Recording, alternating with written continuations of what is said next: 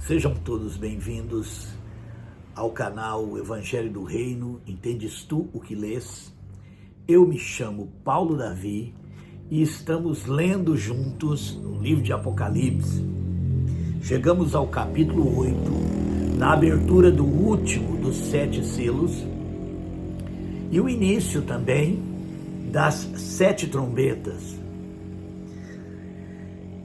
No domingo passado, falamos sobre os 144 mil, um número também simbólico, 12 vezes 12 mil, numa relação com as tribos de Israel,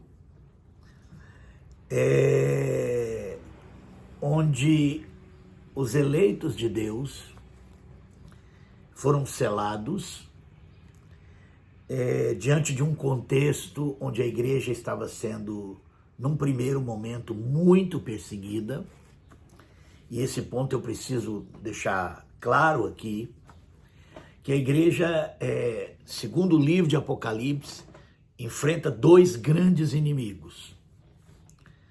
Um inimigo que a persegue, um inimigo que quer destruí-la, representada pelo Império Romano, mas ela enfrenta também um outro inimigo que quer enganá-la, também dentro do próprio Império Romano. Então, de um lado, o Império Romano persegue, num primeiro momento, a estratégia foi perseguir, matar, tentar destruir a igreja.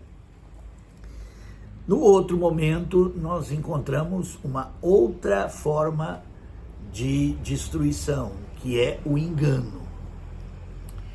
E é contra, justamente dentro desse contexto, que Deus, então, sela os eleitos de Deus. Não para que eles não sejam perseguidos, mortos, mas para que Deus guarde a sua fé, para que eles permaneçam firmes diante dessa situação. E guarda-os também o selo de Deus, a eleição de Deus, os escolhidos de Deus, são guardados também do engano. Então, essas duas grandes ações do Império Romano, a de perseguir num primeiro momento e depois de enganar, naquele texto, capítulo 7, esses escolhidos, esses eleitos, eles são selados, tanto para que permaneçam firmes diante da perseguição, firmes na graça de Deus, firmes no testemunho de Jesus Cristo, mas que também nessa outra estratégia do Império, onde a gente viu lá na carta às 7 igrejas, o surgimento de uma igreja que é relacionada, associada a Jezabel, mulher de Acabe do Velho Testamento. Então, esse selo, esses eleitos também são guardados de serem enganados. E aqui no capítulo 8, nós vamos ter a abertura do 7º selo e o início das trombetas. Vamos ler. Quando ele abriu o 7º selo, fez-se silêncio no céu por cerca de meia hora. E vi os 7 anjos que estavam em pé diante de Deus, e lhes foram dadas 7 trombetas. Veio outro anjo e pôs-se junto ao altar, tendo um incensário de ouro. Foi-lhe dado muito incenso para oferecê-lo com as orações de todos os santos sobre o altar de ouro, que está diante do trono. É interessante esse capítulo começar com esse anjo que tem um incensário de ouro. E o próprio livro de Apocalipse interpreta essa visão, essa figura, de um anjo com um incensário de ouro.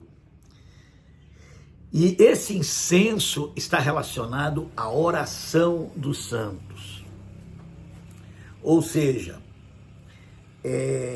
a igreja de Deus, o povo de Deus, os eleitos de Deus, tanto diante da perseguição quanto diante do engano, eles não cessaram de orar. E aqui nós temos uma referência a uma das coisas mais importantes na vida de um verdadeiro cristão, que é uma vida de oração. E a oração tem um papel importante. Não que nós oramos para que a nossa vontade seja feita, não que nós oramos para dizer o que Deus precisa fazer, mas a oração sempre é para que nós possamos entender a vontade de Deus, entender a voz de Deus e, acima de tudo, é na oração que nós encontramos forças para enfrentar os inimigos da fé. Quer sejam inimigos que nos persigam fisicamente nesse mundo, quanto também o engano, que também é uma realidade nesse mundo, né?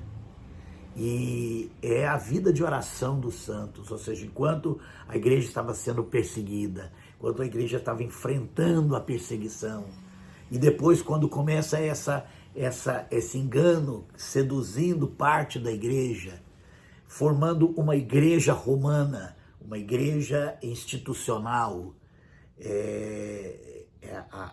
aqueles que estavam em oração, aqueles que estavam na presença de Deus, eles puderam entender e perceber o engano. Não tem como conceber a vida de um cristão sem oração. E eu volto a dizer, a oração nunca é dizer para Deus o que ele precisa fazer. Essa não é a oração do cristão. O cristão não quer dizer para Deus o que ele precisa fazer. O cristão ora para entender o que Deus está fazendo, ver a mão de Deus por trás de todos os acontecimentos, encontrar em Deus aquela graça, aquela força, aquele entendimento. Porque a oração é um relacionamento com Deus, é um conversar com Deus, onde nós abrimos nosso coração, mas acima de tudo nós queremos ouvir Deus falar. Oração não é um encontro onde nós falamos. Não é para Deus ser o nosso ouvido, mas é uma relação, uma via de duas mãos, né? Nós abrimos o nosso coração e Deus abre o dele também. Deus fala conosco, nós falamos com Deus e Deus fala conosco. E nisso, na oração, nós encontramos força, nós encontramos direção, nós encontramos entendimento. Mas a oração é algo que só os verdadeiros cristãos fazem, né? Alguém já disse que a oração secreta, aquela que nós fazemos no nosso aposento, no nosso lugar secreto, só o verdadeiro cristão ora em secreto. O religioso gosta de oração pública. O religioso gosta de orar para ser visto pelos homens. E os religiosos fazem esse tipo de oração, né? Mas só o verdadeiro cristão ora em secreto. Só o verdadeiro cristão busca Deus em secreto. Só o verdadeiro cristão realmente tem uma vida espiritual verdadeira. Não uma vida espiritual para ser vista. Não uma vida espiritual para ser mostrada para as pessoas, mas uma vida com Deus, secretamente. É ali, no lugar secreto, nas nossas lutas, angústias, no nosso dia a dia, que nós recebemos força e nós recebemos direção.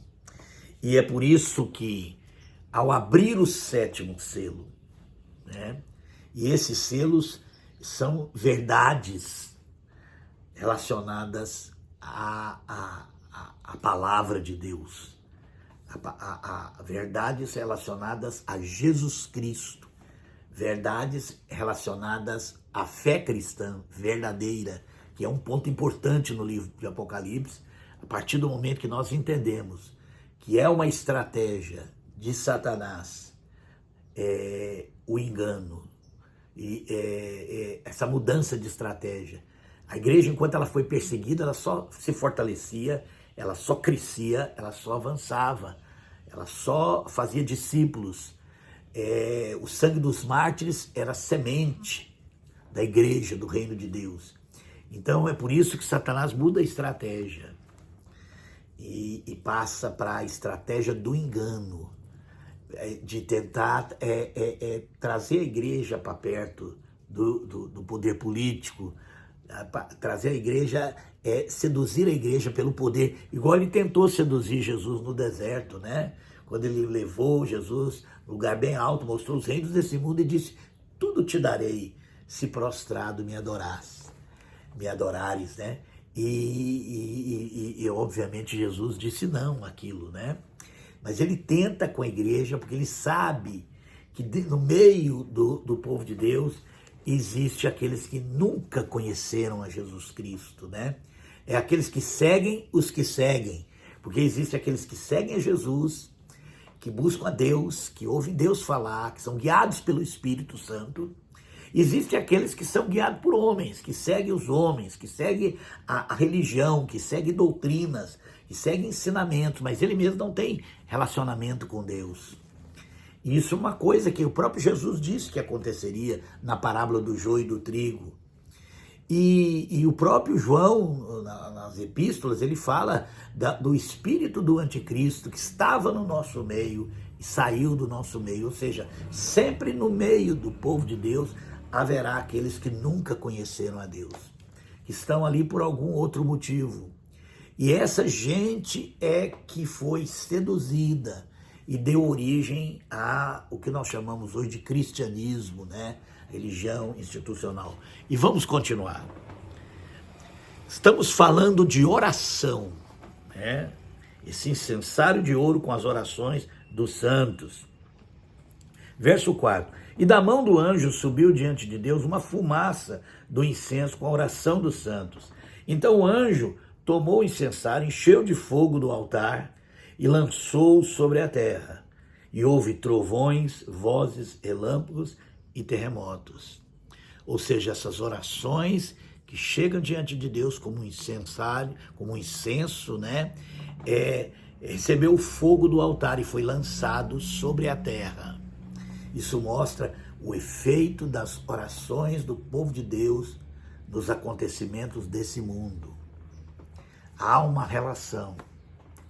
Certa vez eu li um livro chamado Hieshauer, o Intercessor, que tinha um grupo de oração na época da Segunda Guerra Mundial, na época, né, em que também havia um império tentando se estabelecer, tentando dominar o mundo, que é uma constante, né? O Império Romano foi apenas o arquétipo de algo que aconteceria até o fim dos tempos, que é essa tentativa de se formar um império. E esse império também, o império do mal, né? Ele também atuava tanto com a perseguição quanto com o engano. E durante essa guerra, esse grupo de intercessão orava incessantemente. E muitos acontecimentos, muitas coisas que não aconteceram, provavelmente esse império só não conseguiu se estabelecer por causa da oração dos santos, né? Essa é uma função da igreja, né? A função de orar para que a vontade de Deus seja feita, para que o engano seja afastado, para que o povo de Deus seja guardado, né? Isso é um ponto importante. E esse incensário foi jogado sobre a terra e houve trovões, vozes, relâmpagos, terremotos. Então os sete anjos que tinham as 7 trombetas prepararam-se para tocar. Então aqui nós vamos começar as trombetas, né? O primeiro anjo tocou a sua trombeta e houve saraiva de fogo misturada com sangue, que foram lançados na terra. Foi queimada a terça parte das árvores e toda a erva verde. Lembra dos cavaleiros do Apocalipse? Nós estamos vendo de novo, agora sobre uma outra ótica, né? É o que iria acontecer, tanto com o Império Romano, quanto com o mundo, até o tempo do fim. E essa visão que João vê, né, essas pedras de saraivas de fogo destruindo, é uma boa, a gente tem uma boa ideia de que possa estar se referindo aquilo que o Império Romano enfrentou, tanto os ataques dos germânicos, como de outros povos que tomaram a parte ocidental do Império e depois, mais tarde, também a parte oriental. Vamos continuar. Verso 7. Verso 8. O segundo anjo tocou a trombeta e foi lançado no mar como um grande monte ardendo em fogo e tornou-se em sangue a terça parte do mar. Então, essa guerra não foi apenas, né, dentro do continente, mas ela também foi uma batalha naval. E o mar aqui, muito provavelmente, se refere ao mar Mediterrâneo, chamado Mare Nostrum, porque toda a sua orla era domínio do Império Romano. Então, também é uma visão desse contexto, né? E morreu a terça parte das criaturas viventes que havia no mar, e foi destruída a terça parte dos navios. O terceiro anjo tocou a sua trombeta e caiu do céu uma grande estrela, ardendo como uma tocha, e caiu sobre a terça parte dos rios e sobre as fontes das águas. O nome da estrela era Absinto. A terça parte das águas tornou-se em Absinto, e muitos homens morreram das águas que se tornaram amargas. Acredito eu também que está se referindo, né, aos efeitos da guerra, né, e de toda a destruição que a guerra traz. É impressionante o fato de que o grande Império Romano, né, nessa época em que o Apocalipse foi escrito, um império poderoso, que parecia que duraria para sempre, né, foi totalmente destruído, né, por ataques, por invasões. Vamos continuar. 12. O quarto anjo tocou a sua trombeta e foi ferida a terça parte do sol, a terça parte da lua, a terça parte das estrelas, de modo que a terça parte deles se escureceu. A terça parte do dia não brilhou, e semelhantemente da noite. Enquanto eu olhava, ouvi uma águia que, voando pelo meio do céu, dizia com grande voz: ai, ai, ai dos que habitam sobre a terra, por causa das outras vozes das trombetas dos três anjos que ainda vão tocar. Nós sabemos que o Império Romano sofreu muito, né? Tanto com as invasões germânicas, depois que os germânicos aceitaram o cristianismo, e o poder daquela igreja que surge a partir de Constantino, né? E que praticamente se torna uma nova versão do Império Romano durante toda a Idade Média, né? Na verdade, ela ergue do escombro do Império, né? É como se o Império reaparecesse sob a forma da igreja. E essa igreja, né, dominará durante toda a Idade Média os próprios germânicos que entraram e destruíram o Império Romano, né? Que derrotaram o Império Romano, que conquistaram o Império Romano. Mas eles conquistam o Império Romano, o território, né? Mas, por outro lado, são conquistados por algo que surgiu do Império Romano, que é a igreja.